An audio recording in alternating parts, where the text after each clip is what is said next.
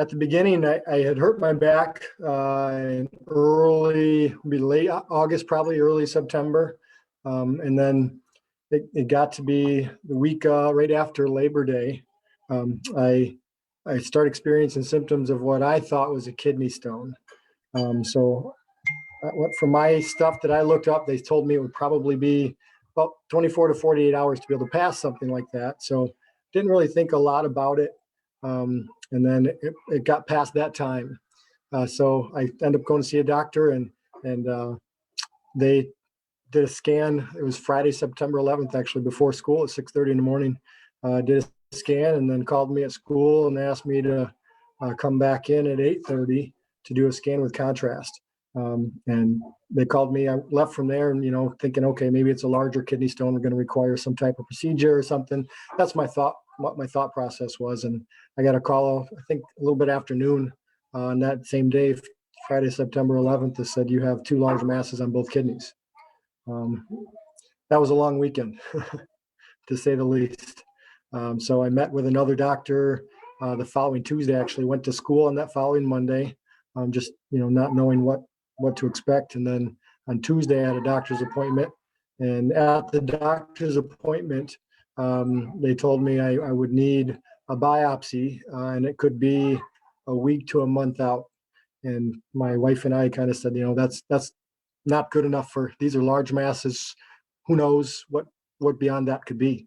So we left that day, and my parents came over and grabbed the kids, and we left that day and went to U of M and checked in the emergency room.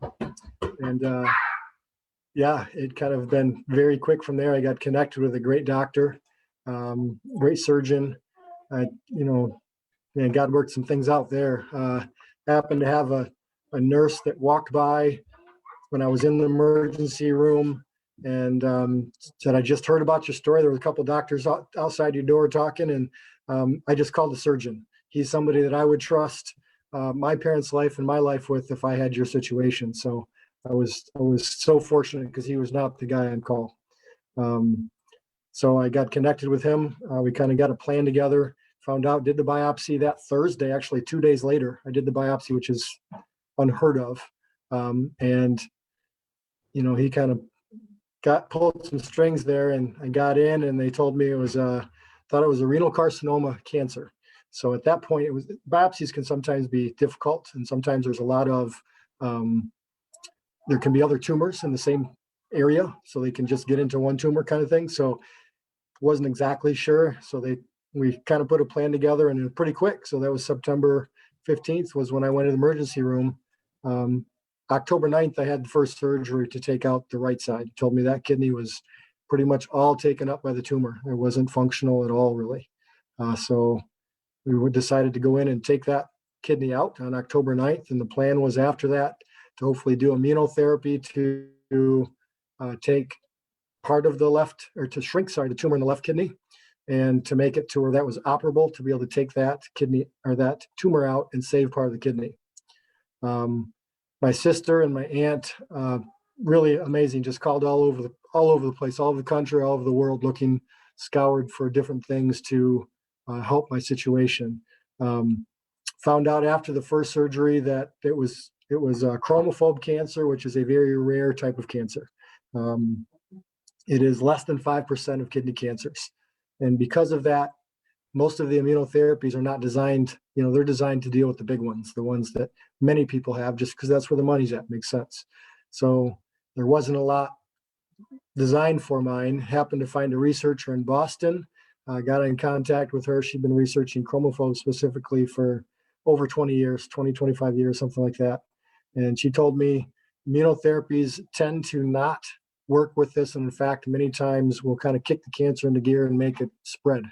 And so decided that would not be the best option for immunotherapy. She said, no doubt, 100%, I would tell you to go ahead and have surgery and either remove the other kidney, was what she was saying by the scans and things she was looking at. So decided to do surgery. That was in November when we finally ended up getting that one. I was actually a couple of days from starting immunotherapy before I had that phone call and made that decision. Surgery kind of got pushed back a little bit for some of the COVID stuff. I think U of M was having some influx of that and changing some procedures with surgery and things. So I went into the second surgery on January 19th. Thought I was going to have that other kidney completely removed. That was kind of 90% chance of that. And amazing surgeon. From all the people I've talked to, they say he's the top 3 kidney surgeon in the world. Told me, or went in and I told him, I said, I'm not going to tell you you have to do something in surgery, like, oh, this is the plan, you got to stick to it. I said, you go in there and you think you can save it, do it. If you don't think that's the right thing, kind of leave it in your hands as far as that goes. In my opinion, God would direct that. So that's where I went in. And I thought, I was preparing myself after surgery. I would have to have dialysis, and then I have to be cancer free for approximately 2 years to have a kidney transplant. That's my thought. Crazy thing is, I have a twin brother, as you know, identical twin brother. And so there were some things there that, obviously that would be a possible donor. Sister that tested the same. And all along this journey, I had somebody that my wife had connected to few years ago. I don't even know her. I've never met her, I don't believe. Just sent me a message out of the blue and said, after I had the first kidney out, and said, Trevor, I feel like God's led me to do this. I went and had my blood tested. I have the same blood type, and I would be willing to be a kidney donor for you. Somebody I've never met. That's amazing to me. Still makes me cry a little bit. So yeah, got a surgery, and I had the lines in through my neck and everything to start down into my main artery in my heart to start dialysis and all that. And my kidneys started working. They were able to save part of it enough to make it start working. They still weren't sure if it was going to kind of wake up, so to speak, and work. So they were preparing me for dialysis and all that stuff. That's 3 to 4 hours, at least 4 times a week. For me, with having no kidneys, it'd be like an everyday thing. That's what I thought I was going to do. So that kind of changed my life completely with 4 young kids. And I was coaching basketball and teaching as well, and it all upside down. So it started working. Things started going fairly well. They tested some things at the hospital at U of M. When I was there, I was in ICU for a bit, and they took me out of ICU, and things continued to get better.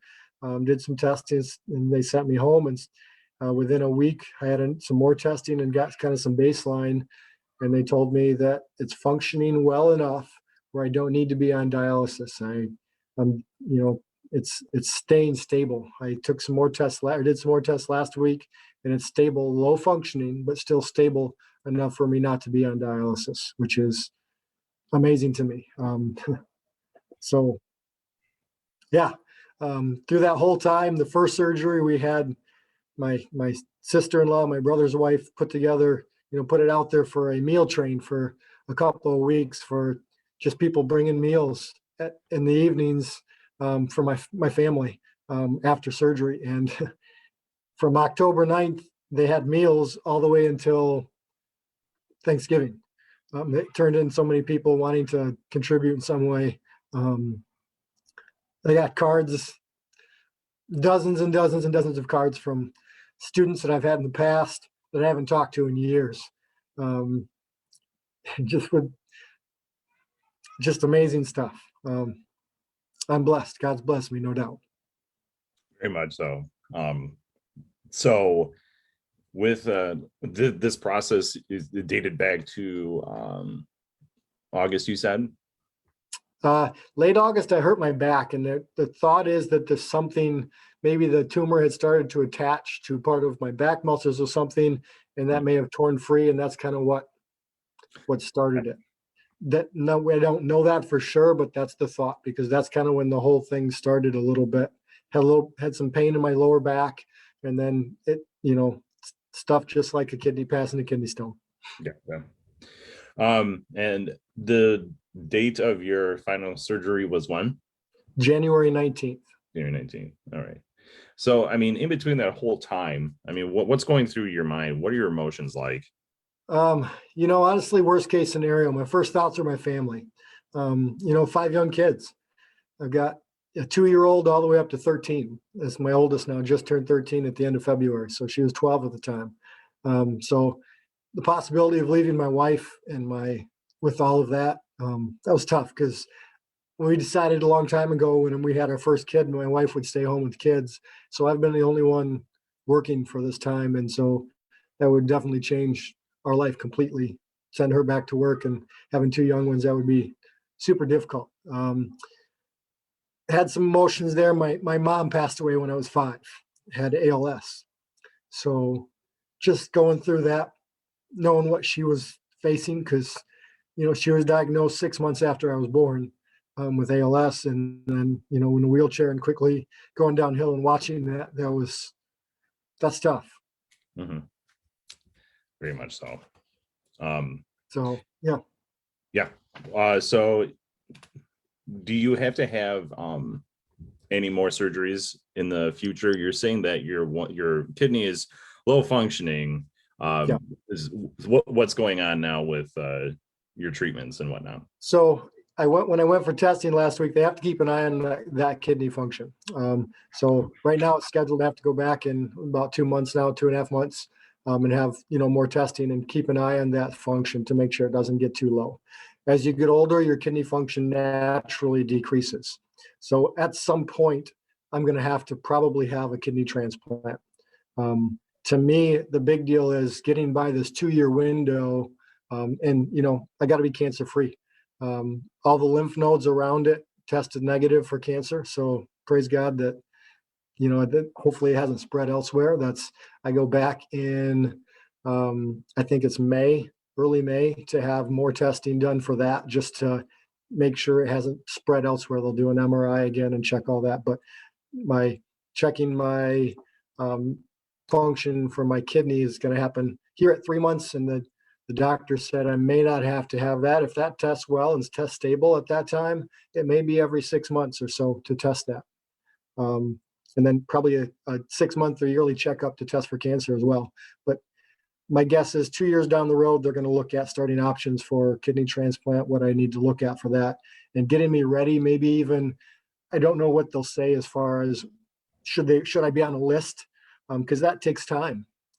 Once you are in that position to get on the list and have a kidney transplant, a donor. I have a brother here. It's tough to put him through that. He has young kids and a wife as well, and a sister as well. So all those things kind of run through my mind. It doesn't seem like it ever ends, but you know what? I'm in a better position than I ever thought I would be. I was in a spot where I didn't think I would be. I feel like I'm blessed. I was sitting in the doctor's office. I never forget it, on September 15th, and my wife was with me, and I got the news, and I'm just like, I can't imagine for somebody to get that news sitting there by themselves. So I had a t-shirt idea. I've kind of come up with some things with that. I don't know what I'm going to do with that. Thinking about trying to get just a t-shirt and maybe a scripture, I don't know what, in people's hands that are in those positions, that, just, you're not alone. You're never alone. And just hope is eternal. How did your wife handle the news? It was rough. She was there supporting. I think part of it is you have a tough time handling all of that because the kids are right there. So you don't have enough time to process it. You got to keep going. Kids are doing stuff, and they were, we kept them home a little bit longer than what we would have, just schooling stuff, because one of the things supposedly with COVID, I don't know, from what I understand, after effects, if you do get it, can attack kidneys. And so that was one of my concerns, with some of that stuff. I don't know, just, trying to make the best choice that I can, and with the most information I have.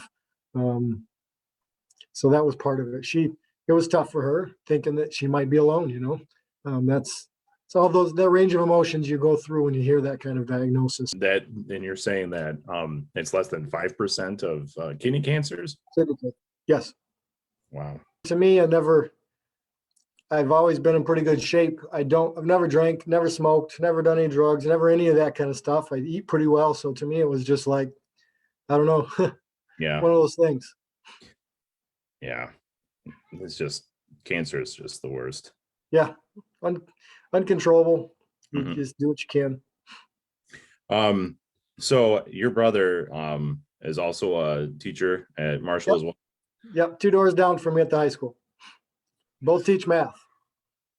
Never thought that would happen. He actually in 2005, I did a long-term sub for a teacher there when I first got the job there at Marshall, and I got the job in June. They had created a position there. There was a position for it, and he got a job at Lansing Waverly, and that's where he was going to teach. 2 days before school started in the fall in 2005, the teacher that I actually had long-term sub for, she um, got a job offer and took a job at Okemos, her hometown where she was from, and so we had a immediate vacancy 2 days before school started for a math teaching job. And so they asked me, hey, just got out of college, you know anybody that could fill this? And I said, well, actually, I do. So they called my brother up, and we were both hired. Actually, we both started that fall, even though we were a couple months different as far as the hire date, but both started that fall. Um, and, God worked that out too, because that job at Lansing Waverly that he accepted, they cut that 2 years later. Wow. It's just amazing thing. We've been there since. We've coached basketball for, oh man, 13 years together. We both coach.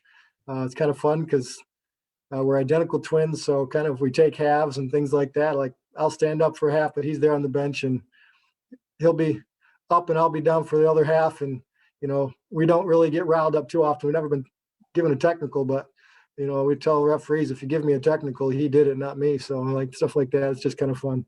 We have fun with it. Yep. My social studies is a minor for me, so I teach a class of social studies the last couple of years of world history, but math has always been, I teach pre-calc honors. It's always been what I do. I should have taken, I did not take calculus in high school. I should have. And for basketball, did you coach varsity or junior varsity? We coached the freshmen for, I don't know, 8 years, 9 years. And then when I had my fifth child, my wife was pregnant with our fifth child, and he had his second, we kind of looked at each other and said, this is a 4.5 month season at the high school level. We were helping out with the JV and the varsity, doing a little filming and stuff like that. The varsity job came open, and we thought, we had some push to kind of maybe try to apply for it, and we would probably, we'd have a chance at it at least. But then when I had my fifth child, my wife said, I need you at home a little more. So we actually stepped back, and we coached the middle school for a couple of years, and that's been great. We still get to kind of be competitive and be involved in the basketball atmosphere, and the varsity coach still do a little filming stuff for him and stuff like that, and break down a film and whatnot. But not, the time is not necessarily there. We can spend more time with family. So that's where it's at. Kids get a little older here. Who knows? We may try to put some more time into it, especially as our kids get into that level, being involved there. Last night there was an event at the fountain there in Marshall. Yeah. Did you go to it? I did. I went to the fountain. They called me up and say, hey, can you be at the fountain at 7:00 on Wednesday? Actually Thursday originally, and then the weather, they were saying it was going to be really cold and windy and rainy, possibly too, Thursday. So they changed it to Wednesday, and I said, yep, I'll be there. Didn't have any clue what it was going to be like. I got down there, and some signs from kids had made. They kind of stepped forward to a couple of the staff members at the school and said, hey, can we do this? And they've run with it. Got down there, and we just sat there, and they drove by a kind of a car parade. I guess they met at the high school. The kids did, and parents and community members, and just did a parade. Just support. All right, sir. I appreciate your time, and thank you for telling me your story. Thank you, Joe. You're welcome. Just want to make sure people have a hope. That was the toughest thing when I had it early on, was you got to make sure you keep hope, even whatever the situation, regardless. And I know where my hope is, and you got to keep that eye on it, regardless of your situation. Oh, I'm sorry. I forgot to ask what your wife's name is. Melissa. And how long have you been married? 20 years. Our anniversary, September 16th. So it was the day after we found out that I for sure had kidney cancer. So our meal that we shared was at U of M in the cafeteria. It was great. Well, at least you can chuckle about it now. Yeah, no doubt. Well, thank you, sir, again. I appreciate it.